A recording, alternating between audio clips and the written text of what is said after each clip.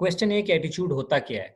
Attitude are basically the judgmental statements या evaluative statements किसी दूसरे इंसान के बारे में, किसी इदारे के बारे में, किसी सिस्टम के बारे में, गवर्नमेंट के बारे में, अपने इर्द गिर्द एनवायरनमेंट के बारे में आप क्या राय रखते हैं, वो क्या इवैल्यूएशन है आपकी, इसको कहते हैं एटीट्यूड। आपके जहन में क्या है? अब देखिए ना, एक एक क्लास में एक टीचर एंटर होता है फर्स्ट टाइम, आपकी पहली क्लास है, तो आप उसको देखते ही आपके ज़हन में कुछ ना कुछ आता है कि यार ये तो मुझे कोई नालायक सा लगता है, यार ये तो बड़ा गुस्सेनाक आदमी लगता है। ये जो आपने एकदम से स्टेटमेंट पास की है ना, ये जो आपने उस बंदे की इवैल्यूएशन की है, ये बेसिकली एटीट्यूड है। या आपने किसी को देखा और आपने कहा यार ये तो मुझे बड़ा कोई कॉम्पिटेंट बंदा लग रहा है। आप किसी से बोले भी नहीं, आपने ज़हन में सोचा। ये जो आपने इवैल्यूएशन की है ना उस बंदे की, या किसी बिल्डिंग को देख के आपने कहा यार ये तो बड़ा अच्छा हॉस्पिटल मुझे लगता है। अभी आप एंटर भी नहीं हुए और आपने बिल्डिंग देख के ये जो इवैल्यूएशन की ना उस हॉस्पिटल के बारे में, ये है आपका attitude. So it can be either favourable और unfavourable. So this about objects, people, events, organisations, country, anything, right? So attitude reflects how one feels about something. Attitude basically बता रहा होता है कि आप दूसरे के मुतालिक क्या सोचते हैं। दूसरे से मुराद कोई इंसान, कोई चीज़। आपके पास कोई मोबाइल है, आपने देखते ही सोचा यार ये तो मना ये बकवास सा मोबाइल है मुझे लग रहा है। तो ये जो बकवास सा मोबाइल की अपनी जो स्टेटमेंट आपने पास की है ना, ये जो अपनी इवैल्यूएशन की बगैर उसको खोले देखे, ये आपका एटीट्यूड है। और इवन अगर आपने यूज़ भी कर लिया, देखने के बाद अगर आपने एक स्टेटमेंट पास की, वो भी आपका एटीट्यूड है कि यार आपने इसके बारे में क्या राय रखती है, यानी आपके माइंड में क्या है। एटीट्यूड के 3 कंपोनेंट हैं, एक कॉग्निटिव है, दूसरा इफेक्टिव है और तीसरा बिहेवियर। कॉग्निटिव या कॉग्निशन लेवल, ये पहला स्टेज है इसका, इसे कहते हैं ओपिनियन और बिलीफ, जो मैंने अभी आपको जिक्र कर दिया है कि एटीट्यूड का जो पहला लेवल है कि यार आपकी ओपिनियन क्या है। किसी I just found that I am paid 20% less than my coworkers. जैसे अब आपसे पूछूंगी यार आपकी सैलरी से आप मुतमईन है, तो आप कहते हैं यार मुझे लगता है कि यार मुझे लोगों से 20% कम सैलरी मिलती है।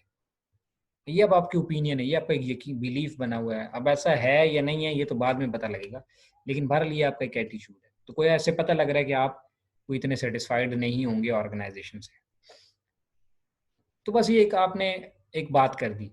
अब ये कितनी इंटेंस है, यहाँ पे आता है सेकंड लेवल, इफेक्ट। ये ए से है। इफेक्ट का मतलब होता है, इफेक्ट का मतलब होता है इमोशंस, फीलिंग्स, राइट?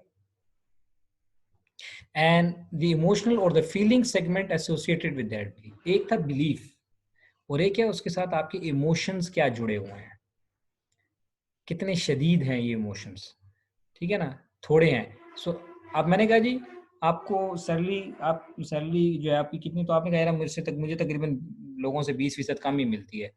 अब आपने स्टेटमेंट दी, बात खत्म हो गई। लेकिन आपने साथ ही कहा I feel angry that I am not being treated Fairlie.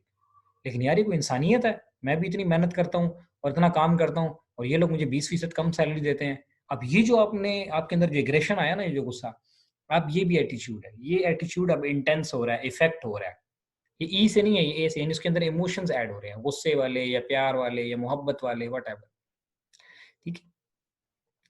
तीसरा बिहेवियर है। अब वो इतने इंटेंस हो गए कि द इंटेंशंस टू बिहेव। अब आपने क्या किया इसके बदले में, रिएक्शन क्या किया, आपने प्रोडक्टिविटी अपनी कम कर दी, आपने हार्ड वर्क छोड़ दिया। आपने कहा छोड़ो यार, जब मुझे पैसे ही नहीं पूरे देते तो मैं क्यों पूरे 100% दूं, मैं भी बस टाइम काम चलाऊंगा, बस जान छुड़ाऊंगा। तो अब आपने जब काम ऐसे करना शुरू कर दिया, डंडी मारनी शुरू कर दी, प्रैक्टिकली आप लेजी हो गए, स्लो हो गए, या बस किसी तरीके से बस काम चलाओ और बाकी मेहनत नहीं कर। अब ये जो प्रैक्टिकल बिहेवियर है ना, ये इसका थर्ड स्टेज है एटीट्यूड। तो ये 3 कंपोनेंट है। अब इसकी एक मैं आपको बड़ी इंटरेस्टिंग सी मिसाल देता हूँ, अब आपको इंशाल्लाह कभी भूलेगी नहीं फिर, और इंशाल्लाह लड़कों को तो बिल्कुल ही नहीं भूलेगी। फर्ज करें आपको किसी से मोहब्बत हो गई है, तो कॉग्निटिव लेवल के ऊपर आपको कोई अच्छा लगने लग गया। आपने किसी को देखा और आपने कहा यार ये अच्छी है, खूबसूरत है, प्यारी है, वगैरह वगैरह, या प्यारा है, हैंडसम है, व्हाटएवर, ठीक है, for the females, for both, right? तो कॉग्निटिव लेवल के ऊपर आपने एक ओपिनियन डेवलप की किसी को देखकर, फिर आपके इमोशन जुड़ गए। अब आपको वो याद भी आने लग गई और ख्वाबों में भी आने लग गई या लग गया, वगैरह वगैरह, ठीक है ना। नो, ये इमोशनल अटैचमेंट शुरू हो गई अब आपके इसके साथ। No, you feel something about that. And then third stage पे क्या, आप सीधे उसके घर चले गए रिश्ता लेने के लिए, उसको प्रपोज करने के लिए, या उसको प्रपोज कर दिया प्रैक्टिकली, या उसके घर चले गए रिश्ता मांगने, you know, this is the practical behaviour. So what that concept is कि attitude first level is cognitive. आपके एक जहन में एक ओपिनियन बनती है, एक बिलीव बनता है किसी चीज के बारे में, किसी इंसान के बारे में. फिर उसके साथ इमोशंस भी जुड़ जाते हैं बाज़ औक़ात. अगर इमोशन जुड़े हैं तो वो इफेक्टिव है, यानी सेकंड स्टेज पे. एंड और फिर वो इमोशन बाज़ औक़ात इतने इंटेंस हो जाते हैं कि वो आपको उस तरह का बिहेवियर करने पे मजबूर कर देते हैं. ठीक है, तो ये है बिहेवियर. अब एक इसकी एक और एग्जांपल ले लें. आप गाड़ी में चला रहे हैं और करीब से कोई बंदा गुजरता है, तो आपने देखा यार क्या स्टूपिड है, इसको ऐसे कोई गाड़ी चलाता है, तो बस आपने एक ओपिनियन, आपने उसको कहा ये स्टूपिड है. लेकिन यहाँ पर आपने बस नहीं किया, आपने वो क्या स्टूपिड है यार, इसको इंसानियत नहीं है, इसको मैं भी सबक सिखाता हूँ, और इसको अब जो है मैं भी इसको मैं बताता हूँ कि इसके साथ इसने गाड़ी कट कैसे मारा है. अब आपके इमोशंस ऐड होगा, और फिर साथ ही आपने गियर लगाया, तेज की स्पीड, और सीधे गाड़ी उसके आगे गाड़ी जाके लगा दिया, उसके करीब से गुजर गई, या आपने भी एक शार्प कट मारा. No, this is third stage behaviour, right. So this is the three stages of three component of behavior. Yeah, Bilal, obviously you will love to have these kind of examples. So the point is clear, right? No question? Okay. Now the interesting part is, does behavior always follow the form of attitude? क्या जो है कोई जो भी attitude, जैसे हमने कहा कि यार पहले हम उस बंदे ने कहा कि ऐसे है कि मुझे जो ठीक सैलरी ठीक नहीं मिलती, फिर दूसरे नंबर पे उसने उसको गुस्सा भी आया कि यार ये कोई इंसानियत है, मेरे साथ ऐसे ट्रीटमेंट करते हैं. और थर्ड नंबर पे फिर उसने कहा जी मैं क्विट कर देता हूँ, या मैं डंडी मारूंगा, मैं छोड़ता ही नहीं, जॉब ही छोड़ दी. क्या हमेशा बिहेवियर एटीट्यूड को ही फॉलो करता है? No, not always. कभी कभी ऐसे होता है कि आप कॉग्निटिव लेवल पे कुछ सोच रहे होते हैं, लेकिन प्रैक्टिकली बिहेवियर आपका कुछ और होता है. अब होना तो यही चाहिए था कि अगर आपको मिसाल कुछ अच्छा नहीं लग रहा, तो आप मिसाल एक बंदा आपको अच्छा नहीं लगा, तो आपने बस उससे बात ही नहीं करते, तो आपने गोया कि आपका बिहेवियर आपके कॉग्निटिव को फॉलो कर रहा है. लेकिन हमेशा ऐसे नहीं होता. अब इसकी भी एक बड़ी इंटरेस्टिंग सी एग्जांपल देता हूँ. फर्ज करें एक टीचर आपको पसंद ही नहीं है, आप उससे बड़े नाराज हैं कि यार ये नंबर नहीं देता वगैरह वगैरह, और ये ऐसा है, डांटता है, ये वो.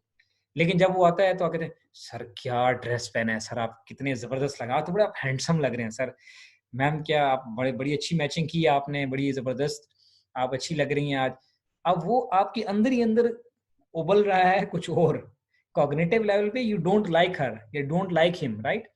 आपको वो बंदा पसंद नहीं है, लेकिन वो बॉस है, वो टीचर है, तो जब वो सामने आता है तो आपका जो एक्चुअल बिहेवियर है वो डिफरेंट है. इसको कहते हैं cognitive dissonance. Any consistency between two or more attitudes or behavior और attitude, right?